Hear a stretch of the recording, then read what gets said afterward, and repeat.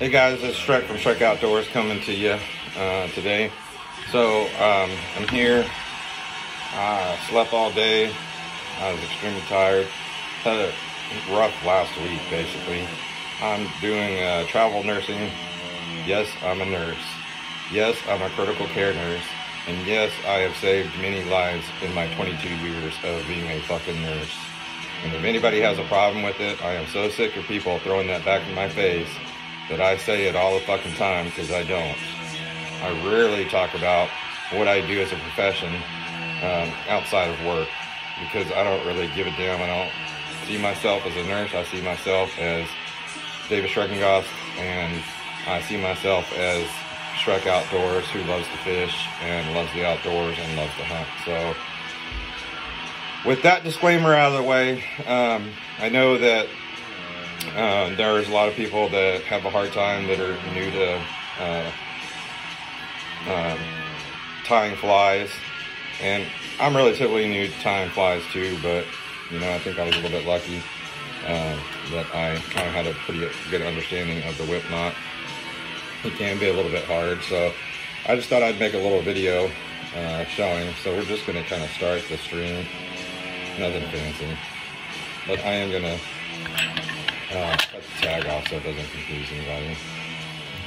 So we cut the tag off. I like to, you can tie it anywhere you want. So how I got into tying was I started watching videos when I was still over in League City near Texas. I mean, near Houston, Texas, excuse me. I am from Texas. However, I live in Florida now, and how I'm working up here in North Carolina for me, especially in the winter time. Heath Hempel with Bugs Fishing Lures. If you ever want to learn anything or need anything, give that guy a call. He is one of the nicest guys you ever meet, that you'll ever talk to. And also, he has, I mean, his stuff is a work of art. So go to his online store. He is in a lot of stores, but you know, I think mostly in the Houston area. But he is fantastic, and so you know, I kind of look up to him as a mentor, and I have become friends with him. So if I have questions and stuff, I can reach out to him. So it's always good to know somebody that ties and that's really good at it, and that you can reach out to.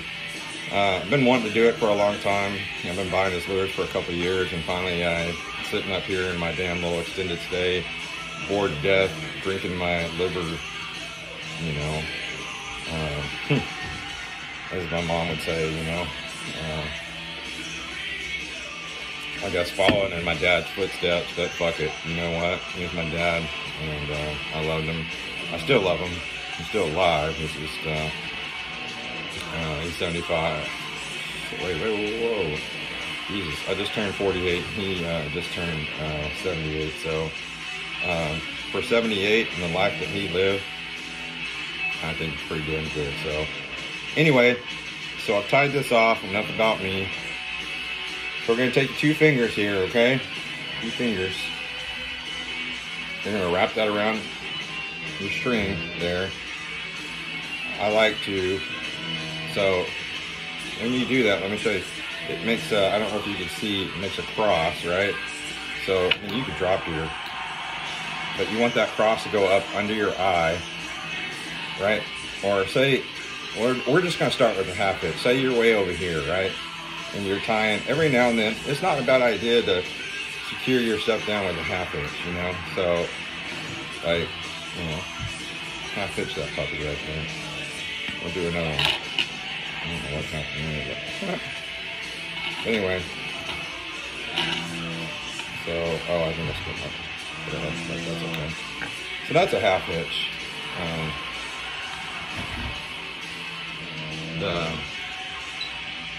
The whip thing, you know, seems impossible at first, but it's really, really easy.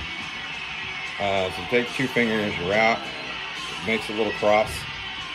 You know, I mean, if you do it, it really makes kind of like a little triangle. So you want to take the tip of the triangle, go up under the eye of your hook.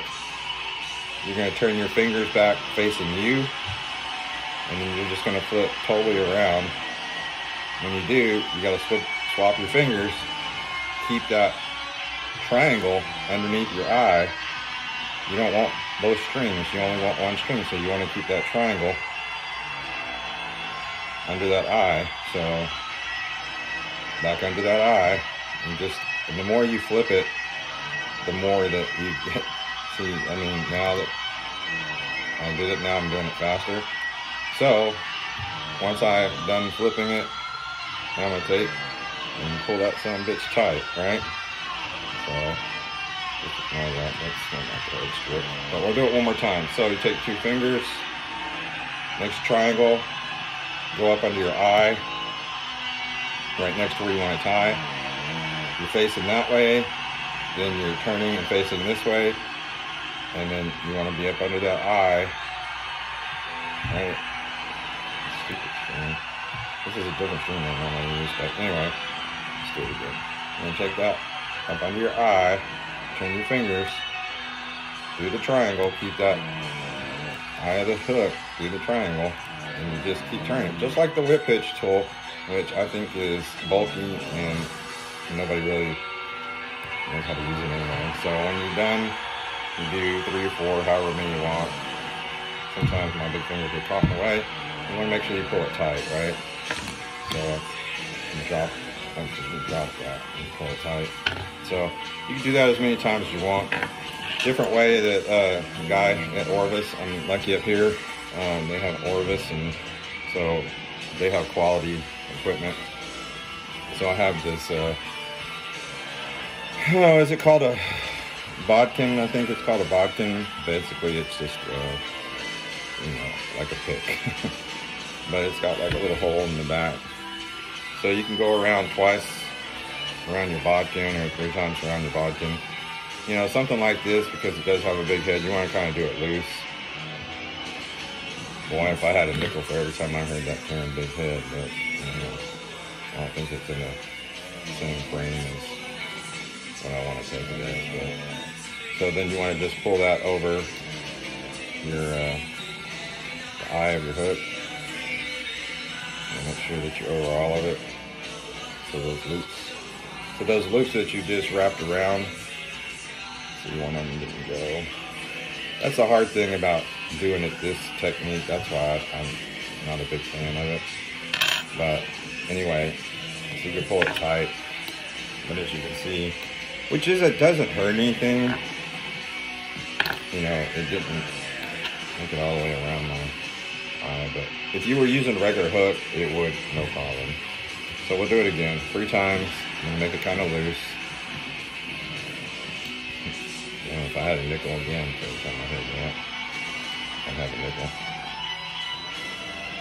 So I'm going to go over, you know, keeping that up against the head of the jig, and then I'm bringing those loops up under the eye of the hook. So I got all of them that time, and I'm just going to pull it tight. That is key. See how it just slipped through?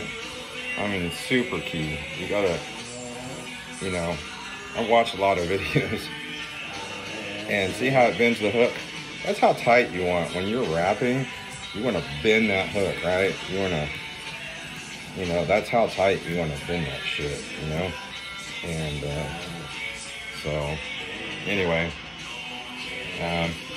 those are the 2 best ways that I know to do it. I mean, I know there's other ways to do it, but I'm not going to even try to confuse you anymore. I gave you 2 pretty good techniques. I still like, I'll do one more time, where you make the triangle, go up under, turn your fingers around, go up under the eye, turn your fingers around, go up under the eye, turn your fingers around, go up under the eye, turn your fingers around, go up under the eye, and then bring your fingers out, and then pull that son of a bitch tight. And that shit ain't coming loose. So, hopefully, I think the guy from Stash Jigs blocked me, but hopefully he's watching this, because the motherfucker doesn't know how to tie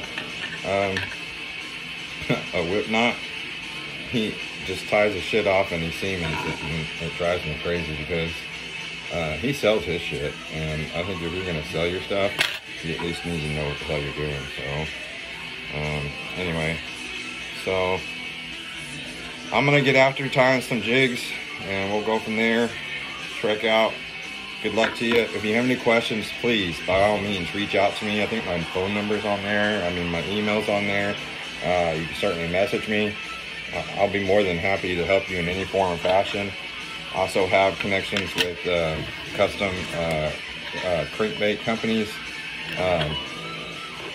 The one that I use the most, and the one that I think is probably the best on the market right now, just for everything that they do, you know, is Bad Boy Custom Lures, Jonathan and Cora Wampler, and they'll help you out in any way they can. They keep their prices affordable.